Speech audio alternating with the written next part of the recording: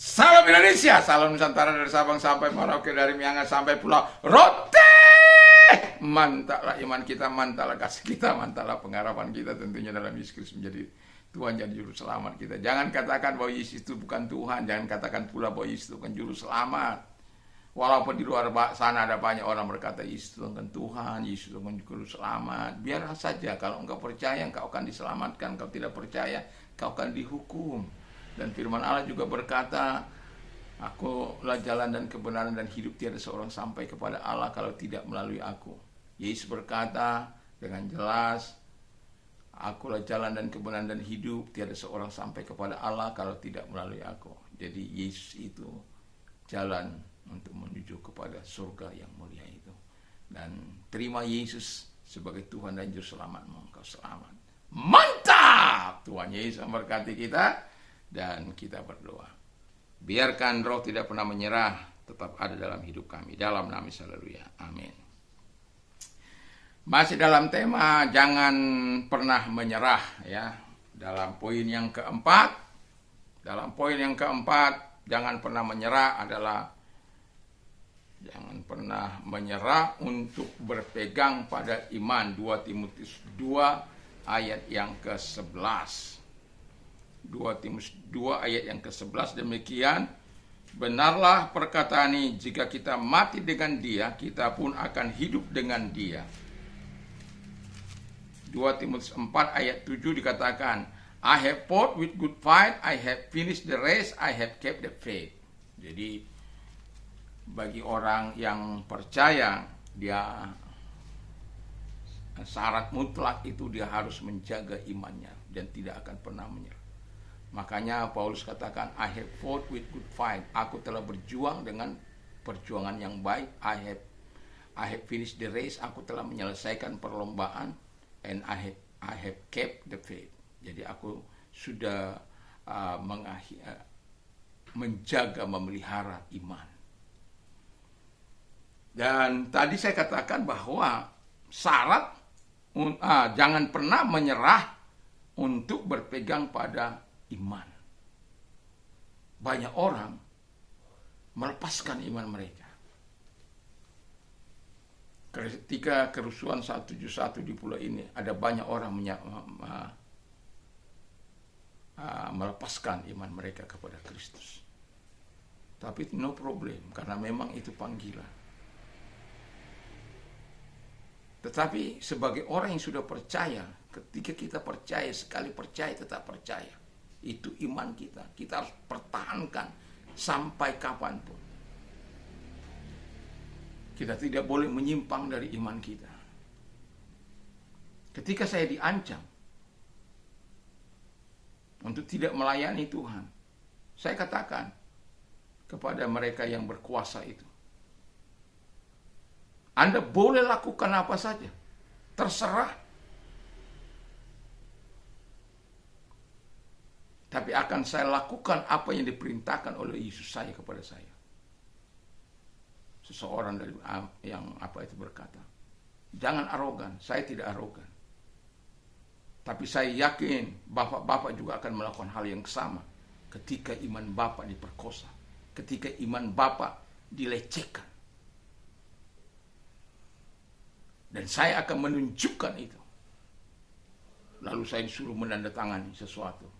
Kalau ada terjadi apa-apa tidak akan menuntut. Saya bilang peristiwa yang pertama juga saya tidak pernah nuntut. Ini ada kepala polsek, ini ada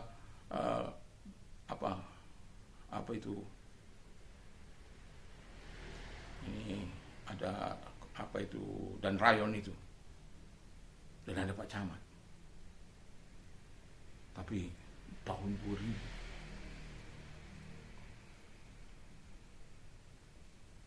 nggak perlu takut menyatakan iman kita.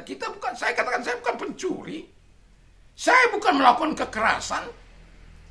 Pelacuran dibiarkan. Tempat-tempat biliar dibiarkan.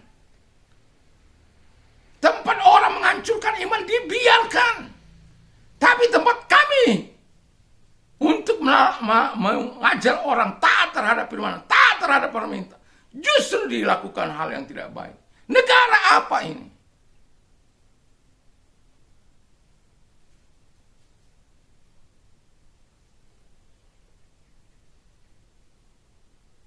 Itu dalam hal yang mau saya katakan adalah dalam tidak boleh menyerah tentang iman kita. Petrus juga melakukan hal yang sama. Lebih baik kamu menentukan, tetapi aku memilih untuk takut akan Tuhan daripada takut kepada manusia. Kita harus pegang iman kita. Jangan pernah menyerah. Yang kedua, tidak boleh menyerah untuk memberitakan Injil. Karena Injil itu kabar baik. Berita kebenaran. Berita pembebasan. Berita keselamatan. Berita pertolongan bagi orang-orang miskin. Berita kasih bagi orang-orang yang penuh dengan kebencian. Berita kelepasan bagi orang-orang yang terikat. Berita kerobohan bagi orang-orang yang ditawan. Wah, artinya gini, berita kerobohan. Pekerjaan-pekerjaan si jahat itu dihancurkan.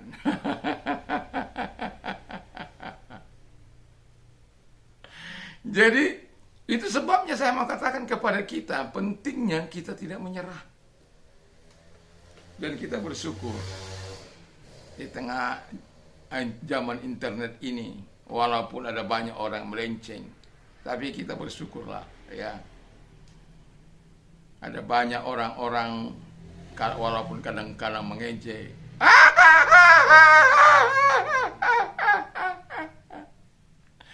Sudah bau tanah Pak Ustadz. Kok mereka yang katakan saya Pak Ustadz sudah bau tanah, bertobat supaya dapat hidayah bertobat. Itu ada di dalam kolom-kolom komentar. Tapi saya berkata dengan apa? Kalau engkau percaya pada Yesus, engkau akan selamat. Itu kesempatan bagi kita untuk memberitakan Yesus itu. Dan di zaman sekarang ini, dengan majunya, tidak ada yang bisa menghalangi masuknya Injil itu ke kamar-kamar seseorang. Nggak ada yang bisa menghalangi. Itu sebabnya ketika kita melihat ada banyak orang-orang yang berada tiba-tiba percaya pada Yesus, tiba-tiba percaya pada Yesus. Kenapa bisa? Ketika mendengar berita, tak disengaja. Oh. Karena Tuhan memberikan pencerahan kepada mereka. Tuhan akan membuka pemikiran mereka. Akan merobohkan penghalang-penghalang dalam pemikiran mereka. Selubung-selubung di mata mereka akan dibukakan oleh Tuhan. Sehingga mereka bisa mengerti akan kebenaran firman Allah. Jadi, kita jangan pernah menyerah untuk memberitakan Injil. Baik atau tidak baik. Karena kita tahu bahwa di situ kita punya di dalam Injil itu ada kabar sukacita, ada damai sejahtera, ada masa depan yang cerah, ada masa depan yang baik, dan juga kehidupan yang kekal. Janji ketika orang menerima Yesus sebagai Tuhan dan Juru Selamat. Saya mau katakan ya, tidak ada orang yang seberani Yesus berkata, akulah jalan dan kebenaran dan hidup, kalau tidak ada seorang sampai kepada Allah kalau tidak melalui. Kenapa? Karena dia Tuhan itu sendiri yang pernah turun dari sana. Walaupun banyak orang melecehkan dia, tapi pernah dia dari sana. Dan itu ada fakta-fakta sejarah. Orang kan hanya ngaul, cocokmologi dan lain sebagainya. Sangkalan sangkilin. Yang penting nyangkal. Masuk tidak masuk, yang penting. Saya pernah, dulu saya ingat, jadi saya waktu berdebat dengan teman-teman ya, yang satu kelompok kelompok yang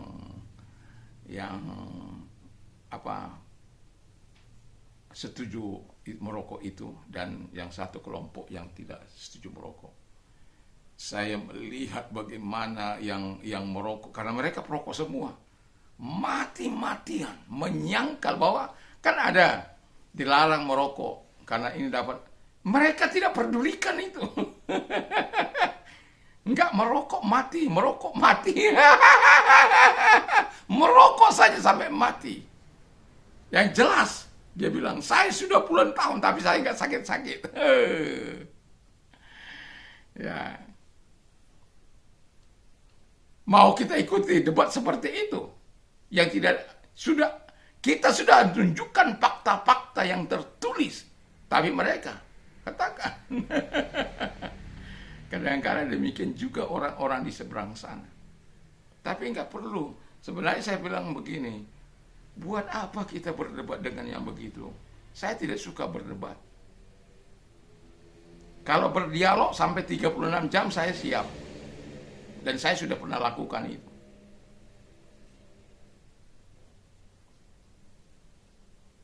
Orang datang kemari berdialog, sudah. Dan saya ajak lagi berdialog, pada akhirnya tidak mau lagi. Tapi berdialog, bukan berdebat. Artinya begini, buat kelebihanmu. Saya tunjukkan kelebihan saya, tunjukkan kelebihanmu. Saya tunjukkan kekuranganmu, tunjukkan kekurangan saya. Lalu kita di situ menarik kesimpulan. Bukan adu otot, adu apa, adu argumentasi yang tidak punya dasar. Makanya saya katakan, bawa Al-Quranmu, saya punya bawa Alkitab saya. Baru kita debat. Tunjukkan. Saya ini ada Alkitab, ada Al-Quran juga di sini. Jadi kalau dia mau buat apa-apa, saya pasti bisa. Kalau saya buka surat berapa.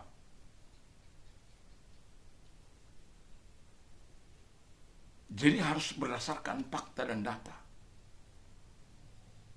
Kalau disuruh apa begitu, nggak mau saya. Biarkan saja mau dibilang pengecut ke apa kah. Tapi kalau disuruh berdialog, kamu tunjukkan kelebihanmu, saya tunjukkan kelebihan saya. Saya tunjukkan kekuranganmu, kau tunjukkan kekurangan saya. Lalu kita beri fakta-fakta, data-data. Setelah itu, silakan mengambil keputusan mana yang terbaik. Dan saya sudah lihat, dan pada akhirnya mereka tidak mau lagi berdialog. Karena ketika mulai lari sana lari sini, jangan, kita topik itu. Misalnya topik tentang penciptaan satu. Ya di situ saja dulu. Jangan lari sana lari sini. Dari topik tentang Nuh, situ saja dulu, jangan lari-lari. Dimana kalau ada kita kan 8 orang selamat, mereka ragu-ragu, ada yang 8, ada yang 1 anaknya tidak diselamatkan. Dan itu Alkitab. Dan selebihnya sudah, kita tidak saling memaki, kita tidak saling mengasari, tidak. Kalau engkau siap melakukan seperti itu, saya sudah calling teman saya lagi untuk berdialog, dia nggak siap lagi. Tapi saya mau katakan kepada kita adalah bahwa kita harus jangan pernah menyerah memberitakan Injil. Yang terakhir, untuk menjadi baik. Jangan pernah menyerah untuk menjadi baik. Melakukan yang baik bagi semua orang. Dalam Galatia 6 ayat 10. Terutama kepada teman-teman seiman kita. Kepada semua orang. Tapi jangan pernah menyerah berbuat baik. Pernah disalah mengerti berbuat baik? Pernah. Saya pernah hampir ditusuk orang hanya karena saya berbuat baik. Saya pernah diteror orang hanya karena mau berbuat baik.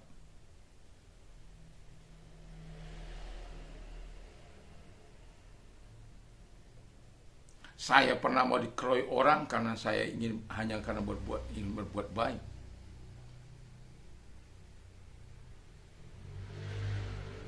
Tapi semua harus dihadapi dengan jalan yang baik pula. Jangan pernah menyerah untuk berbuat baik, sekalipun ada banyak hal yang dipersalahkan. Tetapi saya mau katakan, berbuat baik. Ketika kan kata firman Allah, kalau kita mengasihi orang, pasti tidak pernah lupa untuk kita berbuat baik. Tapi kalau orang tidak mengasihi, belum tentu dia bisa berbuat baik. Tapi kalau orang yang mengasihi, dia sudah pasti berbuat baik. Tapi orang yang berbuat baik belum tentu dia mengasihi. Belum tentu. Tapi orang yang mengasihi sudah tentu dia berbuat baik. Mari jangan pernah menyerah, berbuat baik kepada semua orang. Tuhan Yesus memberkati. Mari kita berdoa. Terima kasih Tuhan, biarkan kami adalah orang-orang yang punya jiwa yang tangguh, yang tidak akan pernah menyerah dalam berbagai-bagai situasi, kondisi. Sebagaimana firman-Mu Tuhan, tidak pernah berbuat baik, tidak pernah menyerah untuk berdoa, berlari pada tujuan, berlari lurus pada tujuan, dan untuk berpegang, tidak mau menyerah, untuk berpegang pada firman iman itu, Bu. Tidak pernah menyerah untuk memberitakan Injil, tidak pernah menyerah untuk melakukan apa yang baik bagi semua orang. Terima kasih Tuhan, biarlah kami semua menjadi pelaku kehendak dalam nama Tuhan Yesus. Kalau engkau sakit, saya mau berdoa bagimu, taruh di tempat yang sakit tangan kiri dan tangan kanan kepada Allah. Di dalam nama Tuhan Yesus, segala sakit penyakit yang mereka derita, aku perintahkan dalam nama Yesus saat ini. Dan mari engkau tumpangkan tangan atas mereka, dan dalam nama Tuhan Yesus engkau menjamah mereka, dan oleh bilur-bilur mereka sembuh oleh kuasa-Mu, mereka sembuh oleh firman-Mu, mereka sembuh di dalam nama Yesus, dan kuasa-Mu menjamah mereka, dan nama-Mu dimuliakan. Terima kasih bagi Anda yang mengalami persoalan dalam hidup dan berat, dan angkat kedua belah tanganmu, kita berdoa. Tuhan, lihat tangan-tangan yang diangkat kepadamu. Tuhan, tolong mereka satu demi satu, siapapun mereka. Engkau Allah yang tidak akan membiarkan mereka, Engkau akan menopang mereka sehingga tidak melakukan apa yang jahat di mata Tuhan. Melainkan mereka akan berkata, segala perkara dapat kutanggung di dalam Dia yang memberikan kekuatan kepada Tuhan. Sebab Tuhan hadir menguatkan mereka dan menolong mereka. Di dalam nama Yesus kami bersyukur dan berdoa. Haleluya. Amin. Tuhan Yesus memberkati kita. Mantap, mantap, mantap. Jangan pernah menyerah.